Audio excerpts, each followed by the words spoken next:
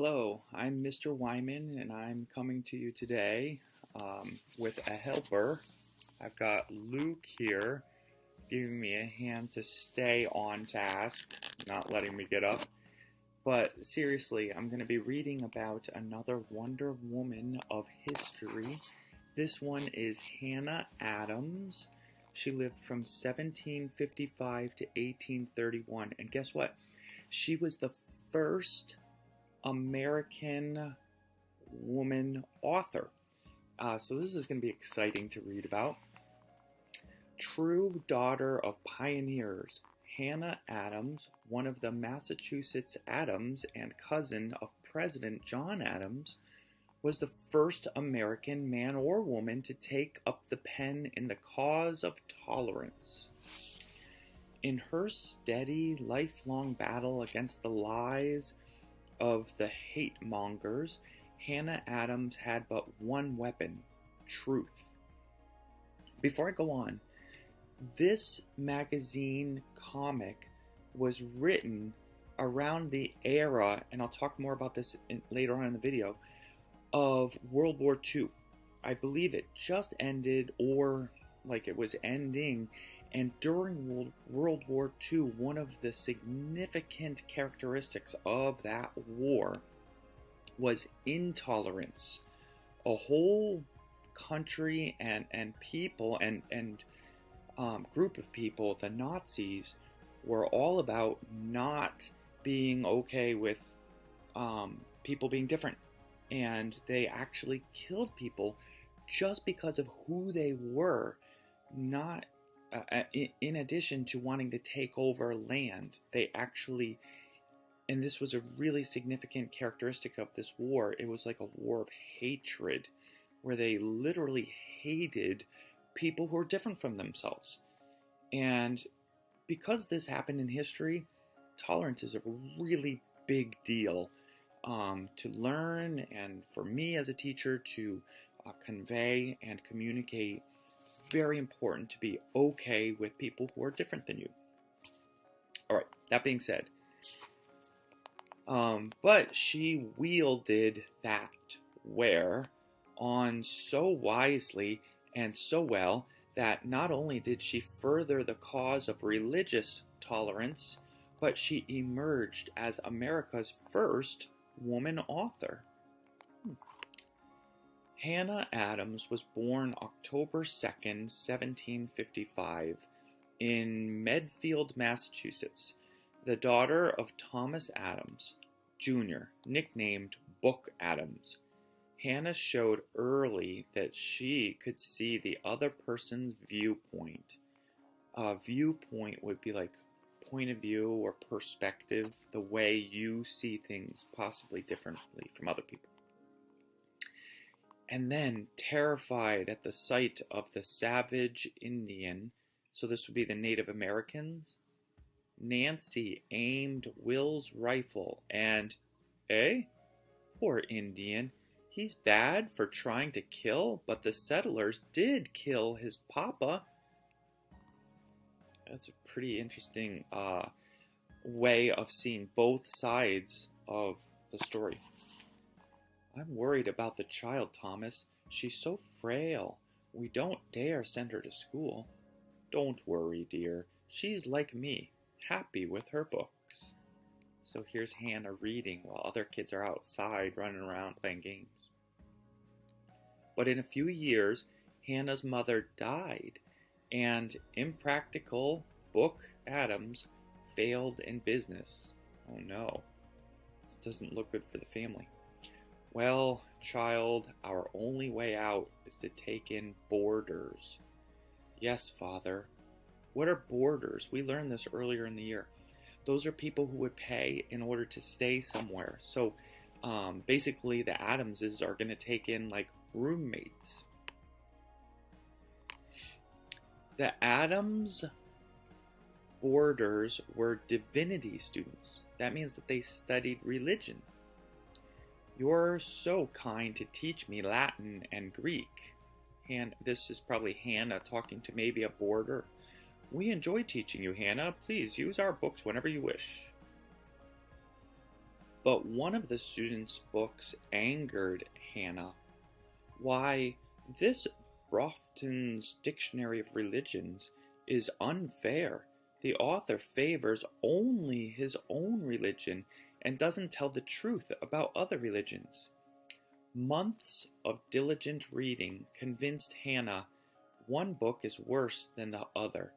Prejudice, lies, hate.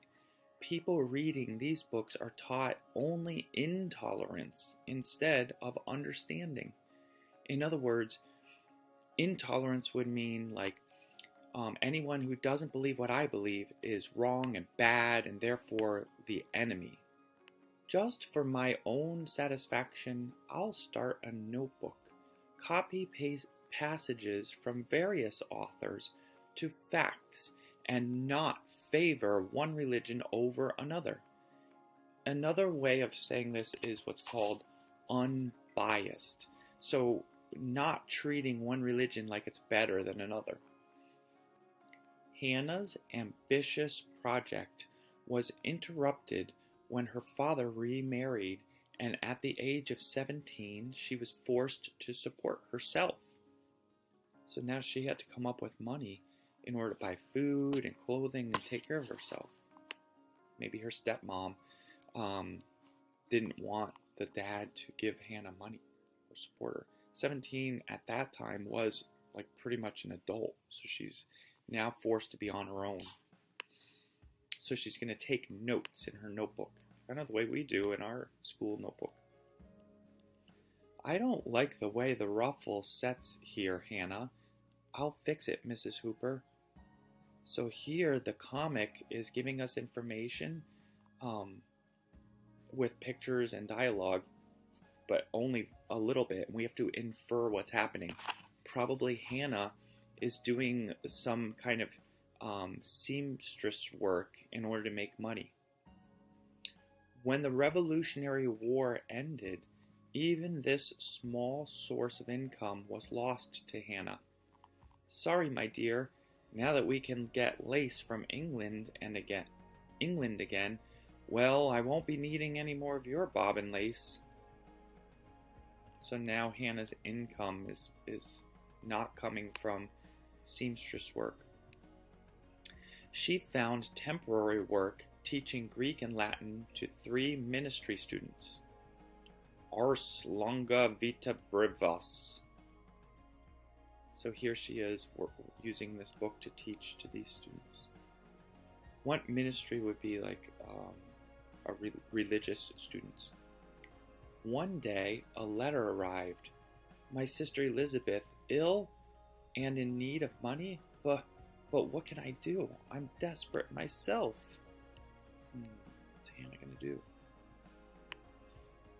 I wonder if I could sell. But no, women don't have books published. At least not yet. They haven't. I wonder. The idea took hold, and Hannah worked feverishly, which means like without stopping and, dramatically, to finish her book. And in 1784, she became the first published woman author in the U.S. It's also remarkable that it was what she published was a dictionary of a variety of religions. Seems controversial. Let's see how controversial. The book started a storm of controversy. Oh, look at that. A female author? I'll be hanged if I'll read it. In other words, he's saying, I'd die before reading this text. But you must admit, she tries to be fair to all religions. Devoting all that space to heathens.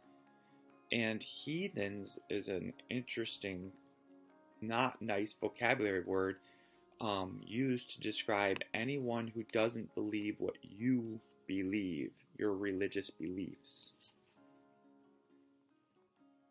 Hannah's book was hailed at last as the first honest and unprejudiced account of the world's religions. It was followed by a history of New England, evidences of Christianity, history of the Jews. So, wow, she wrote all of these texts. Amazing. And they all have to do with religious ideas or history of New England. Which history has to be unbiased. You don't want to put your opinions in there. You just state the facts. This is what happened. And that's what she did when she wrote about religions. This is what these people believe. She didn't say whether it was right or wrong or whether she agreed with them or disagreed with them. It's just that's what that culture believes. One day, while Hannah was absorbed in her work, the print, it's all blurry. I can't see. Uh-oh.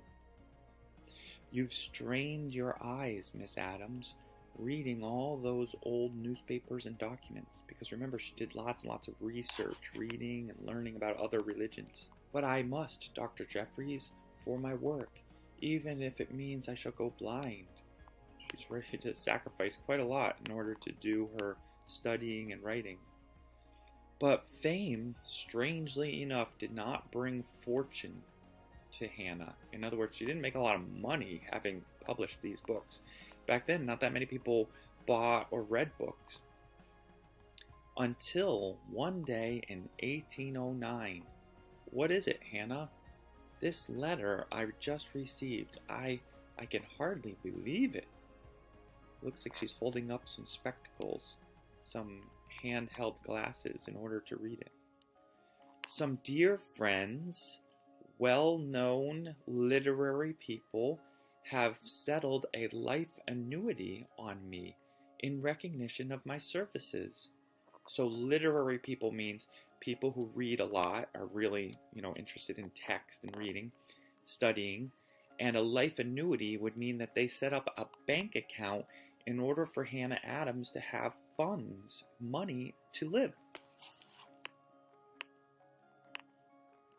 Later, these same literary friends invited Hannah to Boston.